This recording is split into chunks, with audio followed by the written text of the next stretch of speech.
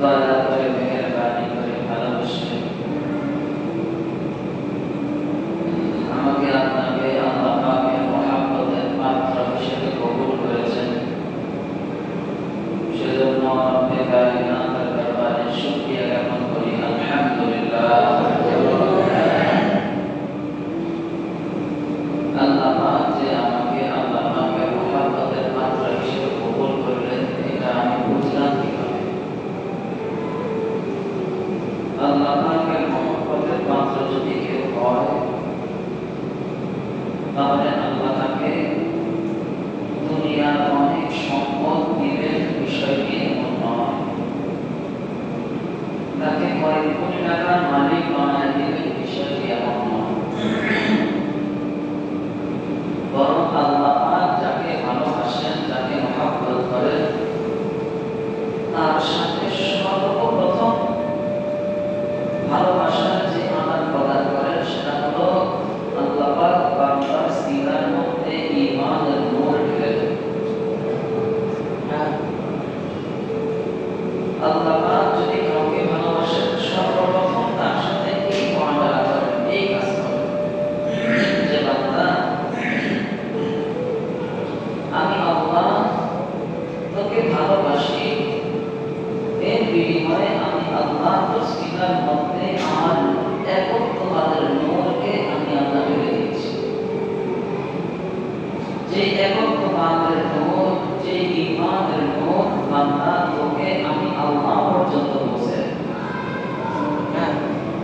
শুধু হাত পা চাটকানি জন্মগ্রহণ করলাম, মানুষের মতো কথা বলতে পারি, মানুষের মতো খাইতে পারি, ঘুমাইতে পারি, বাচ্চা জন্ম দিতে পারি, সংসার করতে পারি, এরপরে আমি আবার কয়েক কোটি টাকার মালিক হইলাম, কোটিপতি হইলাম, দুনিয়াতে সুখের কোনো অভাব আমার না। কিন্তু যদি আমার কপালে ঈমান না থাকে, তাহলে পুরো দুনিয়া আমি পেয়ে গেলাম, তারপরেও আমি বিপরীতে আমি দুনিয়াতে কিছুই পাইলাম, উল্লেখযোগ্য হারে কিছুই পাইলাম। গতকালকে আমার কাছে নামাজের পরে, আসরের পরে এসেছে দোয়া চাওয়ার জন্য। জীবনটা কেমন জানি, যেই জায়গায় হাত দিই মনে হয় স্বর্ণ যেন ছাই হয়ে যায়। ব্যবসায় হাত দিই তো ব্যবসাও চলে যায়, কোনো কিছু করে খাবো সেটাতে হাত দিই, সেটাও চলে যায়। রাজনৈতিক কেরিয়ার, সেটাও অংশ, সেটাও নষ্ট। একটা মাত্র ছেলে আছে, ওই ছেলেটাও কঠিনভাবে অসুস্থ হয়ে গেছে। দুনিয়াটা আমার কাছে অনেক ছোট হয়ে গেছে। আল্লাহ আমার সাথে কেন জানি এমন করতেছেন, আমি বুঝি না। এটা হলো তার ভাষ্য। গতকালকে আসতে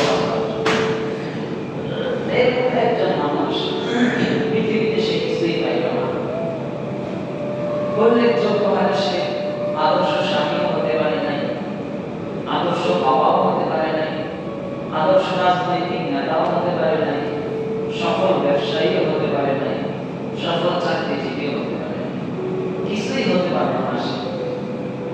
কিন্তু তার সিনার মধ্যে আল্লাহ পাকের একত্ববাদের নূর, আল্লাহ পাকের ঈমানের নূর আল্লাহ তার সিনায় ঢেলে দিয়েছে। তো সে সব কিছু থেকে বঞ্চিত হলেও সে যেন কিছুই হারায় নাই, কারণ তার সম্পর্ক স্বয়ং রব্বের আবাস। এই কারণে মানুষ পৃথিবীতে কিছু পাক অথবা না পাক, ঈমান যদি পেয়ে যায় তো সে সব কিছুই পেয়ে। আল্লাহ পাক রব্বুল আলামিন সেই ঈমানের নূর আমাকে আপনাকে দান করেছেন, পড়ি আলহামদুলিল্লাহ। আল্লাহ পাক রব্বুল আলামিন আমাকে আপনাকে ভালোবাসেন, মহব্বত করেন, আমার কল্যাণ তিনি চান, আমার কল্যাণ আমার মাওলা আমার আল্লাহ চায়, আমার কল্যাণ আমার ভালো আমার বাবা মাও চায়। কথাগুলো একটু বোঝার চেষ্টা করি, হৃদয়ের কান দিয়ে শোনার চেষ্টা করি, হৃদয়ে অনুধাবন করার চেষ্টা করি, হয়তো জীবন পরিবর্তন হয়ে যাবে। আমার বাবা মাও আমার কল্যাণ চায়,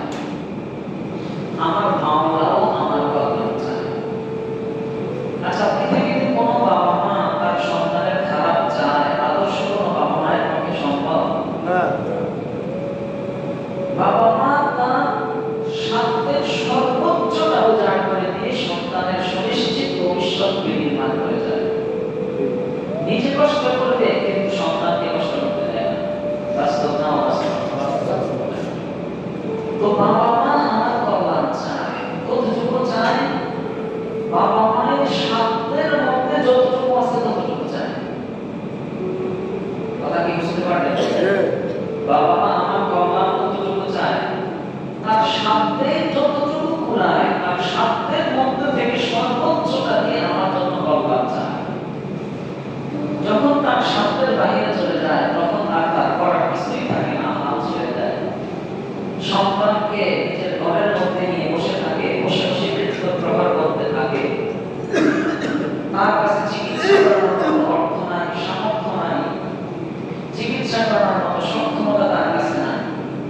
বাবা মা শত কল্যাণ চাওয়ার পরেও চিকিৎসাবিহীন সন্তানকে নিয়ে ঘরে পড়ে থাকে। কেন? তার সাধ্যের মধ্যে যতটুকু ছিল ততটুকু করেছে, এখন সাধ্যের বাহিরে চলে গেছে, আর করার কিছু নাই, এখন ঘরের মধ্যে বসে আছে। তার মানে বোঝা গেল বাবা মা আমার কল্যাণ চায় ততটুকু, তার সাধ্যে আছে যতটুকু। আমাকে বুঝতে পারলেন কি?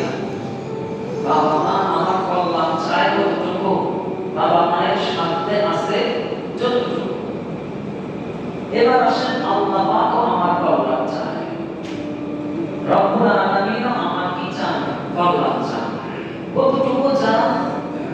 আল্লাহ আমার কল্যাণ চায় ততটুকু, আল্লাহর সাধ্যে আছে যতটুকু। প্রশ্ন হলো আল্লাহর সাধ্যের সীমা কতটুকু? উত্তর হলো আল্লাহ পাকের সাধ্যের কোনো সীমা নেই। কথা কি বুঝতে পারলেন কি? তাহলে বাবা মা আমার যতই কল্যাণ চাক, এটার একটা সীমাবদ্ধতা আছে। আল্লাহ পাক আমার কল্যাণ চায়, এটার কোনো সীমাবদ্ধতা নাই, সীমাহীন কল্যাণ তিনি আমার চান। তিনি যেমন সীমাহীন, তিনি আমাকে যেই কল্যাণ দান করবেন সেটাও হবে সীমাহীন। কথা বুঝতেছেন আপনারা সবাই? তাহলে বাবা মা আমার যতই ভালো চাক, এটার একটা সীমাবদ্ধতা আছে কিনা? একটু কথা বলতে হবে আমার সাথে, আছে কিনা? কিন্তু আল্লাহ পাক যে আমার কল্যাণ চান, এটার সীমাবদ্ধতা আছে নাই। কেন? আল্লাহ পাকের নিজের তো সীমাবদ্ধতা নাই। আল্লাহ পাকের দয়ার সীমা নাই, আল্লাহ পাকের ইহসানের সীমা নাই, আল্লাহ পাকের করুণার সীমা নাই, রব্বে কায়নাতের কুদরতের সীমা নাই। এই কারণে তিনি আমাকে যে কল্যাণ দান করবেন সেটার কোনো সীমা নাই। তার প্রমাণ আল্লাহ আমাকে জান্নাত দিবেন। জান্নাতের সীমা কতটুকু? বলে বান্দা কোনো সীমা নাই। এই জান্নাতের শুরু আছে তো শেষ নাই। কথা বুঝতে পারলেন কি না আপনারা? আল্লাহ পাক আমাকে অফুরন্ত নিয়ামতের ভান্ডার জান্নাত দান করবেন, এটার কোনো সীমা আছে? না। এটার কোনো শেষ আছে? এটার শুরু আছে, শেষ নাই। মওত কো সমঝায়ে গাফিল ইখতিতামে জিন্দেগি, মওত কো সমঝায়ে গাফিল ইখতিতামে জিন্দেগি, দর হাকিকত মে यही सुलह दवामे जिंदगी। আমাদের মৃত্যুর পরবর্তী জীবন, মুমিনের মৃত্যুর পরবর্তী জীবনে হবে জান্নাত। মুমিনের মৃত্যুর পরবর্তী জীবন কি হবে? জান্নাত। একটু জোরে বলেন, কি হবে? জান্নাত। অনেকেই মনে করে যে মৃত্যু মানেই হলো শেষ, মৃত্যু মানেই হলো কি শেষ। অনেকের ধারণা, এই ধারণার কারণে তারা জীবন কেমন যে খাও দাও ফুর্তি করো, এটাই দুনিয়া, এটাই জীবন, যেভাবে ইচ্ছা সেভাবেই ভোগ করো, চোখ বন্ধ হলেই দুনিয়া শেষ। मौत को समझा है फिर इख्तितामे जिंदगी, दर हकीकत में यही सुलह दवामे जिंदगी। रब्बुल आलामीन বলেন, বান্দা ও বান্দা, আমি রব্বুল আলামিন তোর জিন্দেগীর মধ্যে মৃত্যু নামক জিনিসকে অবতারিত করে দিয়েছি। ও বান্দা, আমি রব্বুল আলামিনের পক্ষ থেকে নির্ধারিত সময়ে মৃত্যু তোর কাছে হাজির হয়ে যাবে। ও বান্দা, অনেকের ধারণা এমন, মৃত্যুর মাধ্যমে তার জিন্দেগীর পরিসমাপ্তি ঘটবে। এই ধারণার কারণে অনেক মানুষ এমন জীবন যাপন করে, দুনিয়ায় যতদিন বাঁচবো ততদিন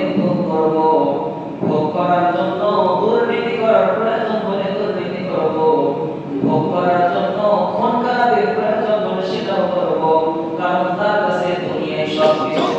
কিন্তু একজন মুমিনের জিন্দেগি দুনিয়ার মধ্যে শেষ নয়, রব্বে কায়নাত বলেন মৃত্যুই শেষ নয়, বরং মৃত্যু এমন এক জিন্দেগির সুখে সাজে যে জিন্দেগি শেষ হবে না, এমন এক জিন্দেগি যে জিন্দেগির সুখে সাজে হবে সকাল না হবে মৃত্যু দিয়ে, ওই জিন্দেগির শেষ কোনোদিন হবে না। এটাই হলো পরকাল, এটাই হলো মুমিনের জিন্দেগি। মুমিনের আসল জীবন তো তখন, মুমিনের আসল ভোগ তো হবে তখন। কথা বুঝতেছেন আপনারা সবাই? একজন মানুষ জীবনে কতটুকু ভোগ করবে, একজন মানুষ জীবনে কতটুকু ভোগ করতে পারে বলেন আমাকে? একজন মানুষ 5 কোটি টাকার মালিক, বলে পুরো জীবনে সে 5 কোটি টাকা খেয়ে শেষ করতে পারবে? শেষ করতে পারবে? কিন্তু সমাজের মধ্যে 5 কোটি নয়, 500 কোটি টাকার মালিক আছে। 500 কোটি নয়, শুধু 5000 কোটি টাকার মালিক আছে। বলে সে খাবে কত টাকা, সে খাবে কতটুকু? এত কোটি টাকার মালিক সে হয়েও খেয়ে শেষ করবে কখন? খেয়ে শেষ করা সম্ভব? একজন মানুষ কি পরিমাণ খাইলে তার পুরো জিন্দেগিতে সে 5 কোটি টাকা শেষ করতে পারবে? একজন মানুষ তিনি সর্বোচ্চ খায় কতটুকু আপনারা জানেন? একটা আদম সন্তান তার পুরো জিন্দেগিতে গড় হিসাব, মানে এখন আপনি যৌবনে বেশি খাইতেছেন, আবার বৃদ্ধকালে কম খাইবেন, আবার শিশুকালে খাইতে পারেন না, এই সব কিছু মিলাইলে গড় হিসাব দাঁড়ায় একজন মানুষ দৈনিক 2.5 পাউন্ড খাবার খেতে পারে। 2.5 পাউন্ড খাবার একটা বনি আদম দৈনিক খেতে পারে সর্বোচ্চ।